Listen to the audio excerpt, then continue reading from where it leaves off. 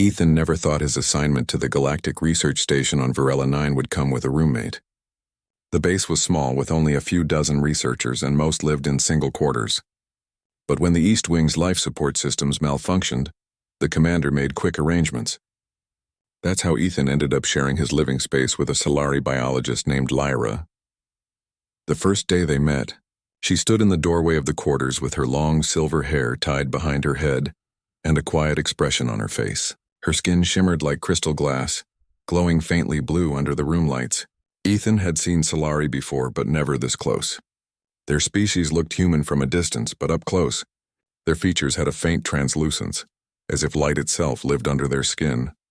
"You must be the human engineer," she said softly, her voice calm but distant. "They said I'd be sharing quarters with you for now."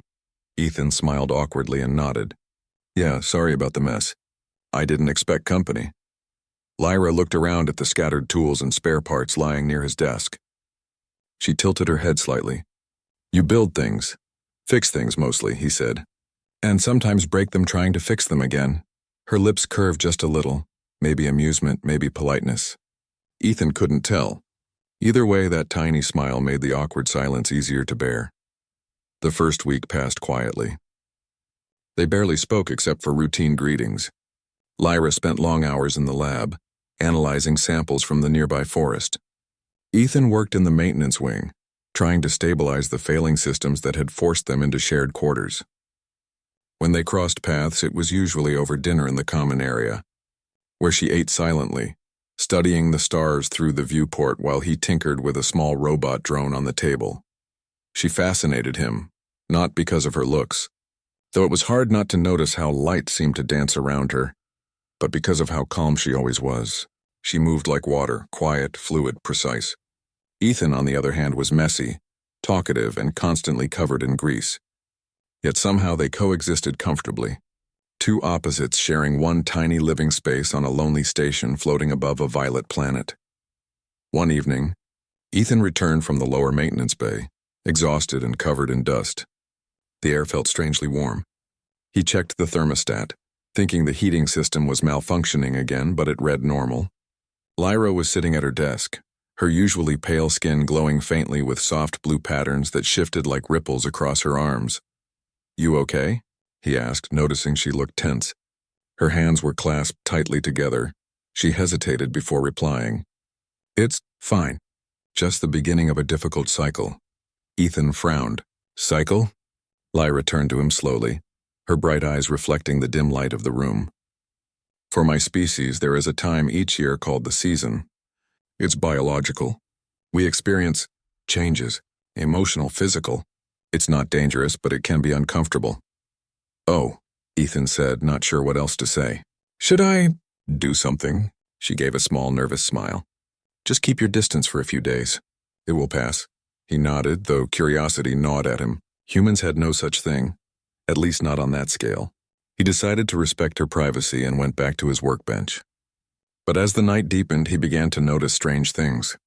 The air felt thicker, almost humid. The room's ambient lights flickered softly, reacting to fluctuations in the power system. Or maybe, he thought, to something else entirely. Lyra stood near the window, staring at the glowing clouds of the planet below. Her breathing was steady, but her hands trembled slightly. Ethan watched from a distance, wondering if she was in pain. He wanted to ask again, but something about her posture stopped him. It wasn't fear, it was control. She was trying to hold herself together. The next day, the base alarm sounded briefly, then went silent. A message flashed across Ethan's console. Section 4, temporary lockdown. Airlock malfunction. "Crew to remain in quarters. Great," he muttered. "We're sealed in." Lyra looked up, her eyes faintly glowing. "For how long?" "Could be hours. Maybe a day," he sighed. "Of all the times for a lockdown." Lyra took a slow breath, her glow pulsing faintly brighter. "That's not good." Ethan noticed her discomfort. "Is there something wrong with the lockdown?" "It means I cannot leave," she said quietly. "And my condition is growing stronger." Ethan finally realized the full meaning of her earlier warning. Her species' season wasn't just emotional, it was biological. It affected the body, the senses, maybe even the air. And now they were trapped together in one small room until the lockdown lifted. For a while, they tried to ignore it. Ethan kept working on his damaged drone while Lyra meditated, sitting perfectly still with her eyes closed. But as hours passed, her control began to slip. The air shimmered faintly around her as if charged with static. When Ethan spoke, she flinched, her voice strained when she answered. "You're not okay," he said finally. "You're overheating." "I am managing," she whispered. "It's my body's way of adjusting." The pheromones in the air help regulate. She stopped, realizing she had said too much. Ethan raised a hand. "It's fine. You don't have to explain. Let me help cool the room at least." He began adjusting the temperature regulators manually, rerouting power from a backup line. The hum of the fans increased and the room's air started to circulate better. Lyra exhaled, looking slightly relieved. "Thank you," she said softly. "No problem. I've fixed worse situations. Once I spent 2 days stuck in a malfunctioning escape pod with a robot that wouldn't stop singing old Earth commercials. That made her laugh, a quiet, musical sound that surprised both of them. For the first time, Ethan saw her expression soften completely. It made the air feel lighter somehow. As night came, the situation grew harder. The glow of her skin brightened in rhythmic waves, and she struggled to stay composed. Ethan could see the effort it took for her to maintain control.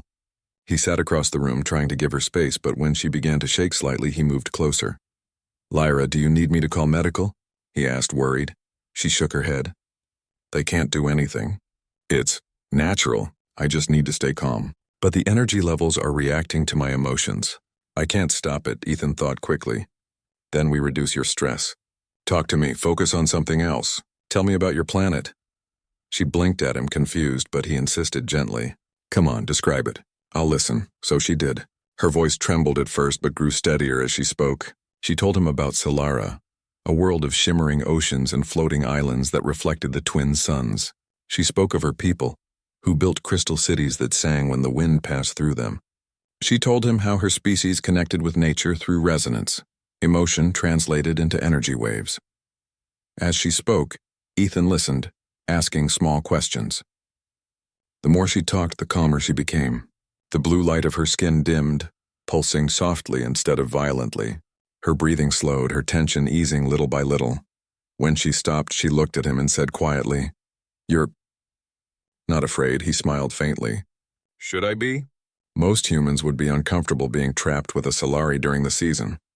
"I guess I'm not most humans," he said. "Besides, you've been nothing but decent to me." "The least I can do is make sure you're okay." For a long moment, she just stared at him, studying him the way scientists study rare things they don't quite understand. Then she nodded slowly. "You're strange, Ethan, but kind." The lights flickered again and he sighed, moving to the console to stabilize the power. "That's me. Strange but useful," she almost smiled. It was the first real smile he had seen from her. As hours passed, the room grew quiet again. Lyra rested against the wall, finally calm, while Ethan sat nearby, keeping watch. Every now and then, he checked the environmental readings, making sure the oxygen levels stayed balanced. When she stirred restlessly, he spoke softly about Earth, about rain, about coffee, about how sunsets looked from a beach. She listened silently, her bright eyes reflecting his words more than the light around her. By the time the base lights dimmed to night mode, Lyra's breathing had steadied. Her body's glow had faded to a faint shimmer. She was asleep, her expression peaceful. Ethan leaned back in his chair, exhausted but relieved. He looked at her and whispered quietly, "You'll be fine. Just hang in there." He didn't know if she could hear him, but in that small room filled with humming machines and dim starlight, it felt right to say something kind. Hours later, when he was half asleep at his desk, Lyra opened her eyes slightly. She saw him slumped over, still monitoring the controls. Her gaze softened. Her instincts, wild and difficult to contain just hours ago, had quieted. What remained was a strange warmth, not from her season, but from something simpler. "Trust. You're unlike any human I've met," she whispered, barely audible. "You don't run." Ethan stirred but didn't wake. She smiled faintly, letting her eyes close again. "Maybe that's why I don't mind being trapped here with you," she said softly, before sleep claimed her completely. Morning on Varela 9 arrived slowly, washing the station in soft violet light. Ethan rubbed his eyes, blinking against the gentle glow, and realized he had slept at his desk again. The monitors were quiet, the consoles humming softly. He stretched, feeling the stiffness in his shoulders, and glanced at Lyra. She was sitting near the window, her legs crossed, staring out at the floating islands of her planet. Her crystalline skin reflected the light, but this time it was softer, calmer, almost like a faint shimmer instead of the pulsing glow of the previous night. Lyra turned toward him, her eyes meeting his. There was no tension now, only a quiet curiosity. She seemed smaller somehow, more vulnerable than before, yet still composed. She studied him with an intensity Ethan found strange but not uncomfortable. "You stayed awake all night," she said quietly, watching the monitors. Ethan yawned and scratched his head. Someone had to make sure the air stayed breathable. He shrugged. "I didn't want to wake you. You looked exhausted." Lyra's lips curved faintly. "I didn't expect humans to be so responsible." "You didn't leave me alone even when you could have." Ethan smiled. "Maybe that's what humans do best. We stay when it matters." Her eyes softened, and for a moment, Ethan felt the distance between them shrink. They didn't speak again immediately. Instead, they shared a quiet breakfast, the air between them calm and unhurried. The previous night's tension had passed, leaving only an unfamiliar closeness. Ethan realized he felt protective of her, not in a possessive way, but in the way one cares for someone who trusts you completely. After breakfast, Ethan moved to the maintenance bay. Lyra followed, curious about his work. She had never seen a human engineer at full speed before. He explained the systems with patience, showing her how the oxygen regulators and temperature controllers worked. She asked questions, not to judge, but to understand. Her curiosity reminded Ethan that she was more than just a beautiful alien. She was brilliant and capable, even if her species' biology sometimes made life complicated. Hours passed as they worked together. Ethan noticed small changes in Lyra, subtle smiles, more open gestures, even light teasing. She had a quiet sense of humor, one that took him by surprise. At one point, she held a tool in her hand incorrectly, and Ethan corrected her gently. She blinked at him, then laughed softly, a sound like wind through crystal towers. "You're strange," she said, shaking her head. "Most humans would have panicked last night. You stayed calm, you helped me, and you even made me laugh. It's unusual." Ethan shrugged. "Maybe I just like fixing problems." "You were a problem, I guess. Not a bad one, though." She tilted her head, her glowing eyes reflecting his smile. "I didn't think I would find a human like you. Someone who does not fear." The morning faded into afternoon. The lockdown had lifted and the station's routines resumed.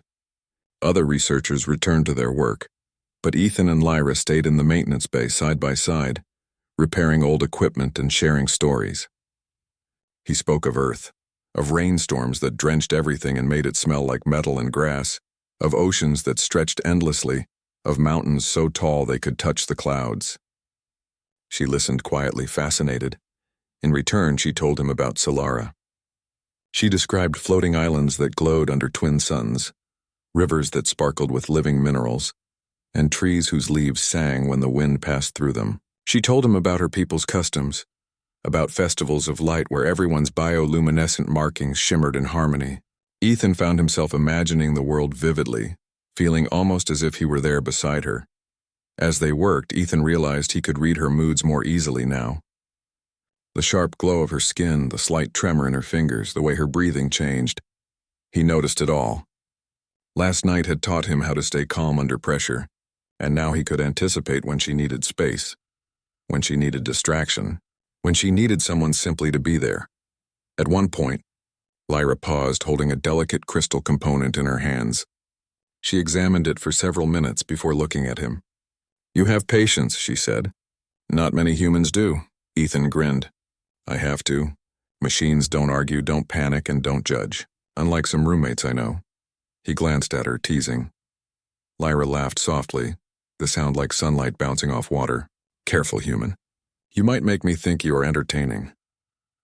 They spent the rest of the day moving between the labs and the observation deck, checking on systems and running minor repairs. Their teamwork grew smoother with each task. Ethan began to understand her language beyond words, the subtle signals of mood, comfort, and trust. Lyra began to appreciate his methodical approach, his willingness to listen and his gentle humor. As the station prepared for nightfall, Lyra stopped near the window again, staring at the planet below. Ethan joined her, leaning against the railing. The violet clouds reflected the twin suns' last light, casting a serene glow across the room. "You stayed with me last night when it would have been easier to leave," Lyra said quietly. "I could have handled the season alone, but you chose not to. It means something." Ethan nodded. "I don't run from problems, especially not from someone who needs help." He hesitated. "Even if that someone is, well, a little unusual." Her lips curved into a small smile. "Unusual is one way to put it. I expected humans to be predictable. You are unpredictable, but in a good way." He chuckled. "I'll take that as a compliment." They stood in silence for a moment, watching the swirling colors of Varela 9's atmosphere.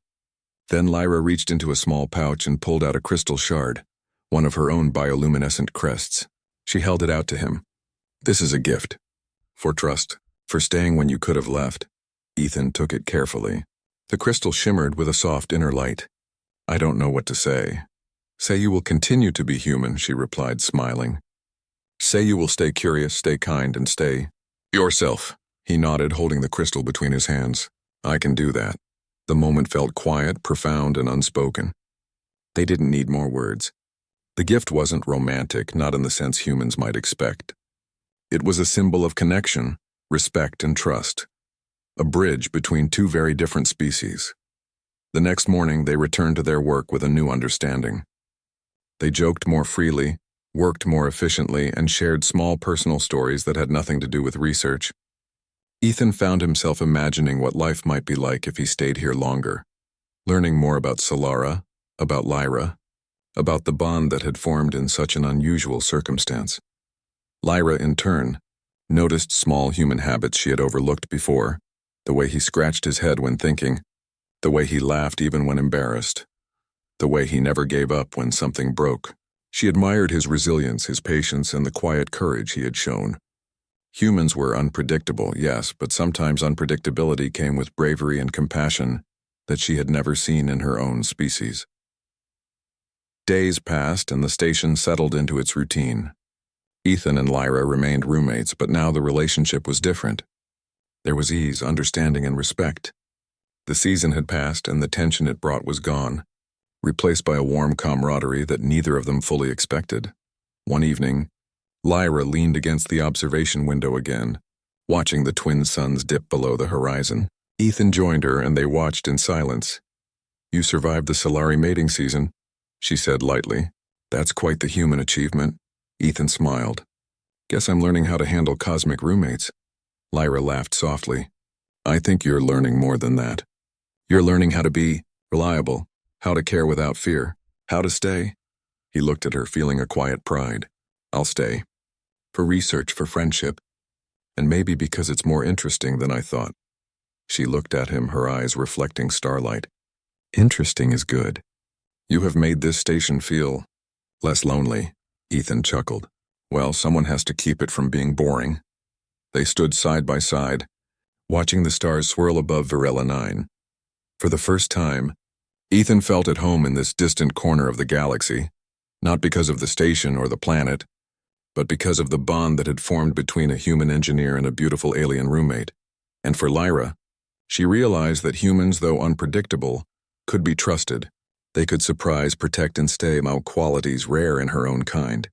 She glanced at him and thought that perhaps, for once, she had found a companion she could rely on, someone who understood her in ways even her people could not. The night passed quietly, filled with the soft hum of the station and the twinkling light of distant stars.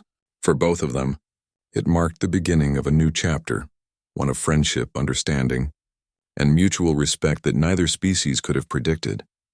And somewhere between laughter, trust, and quiet admiration, a bond stronger than biology began to grow.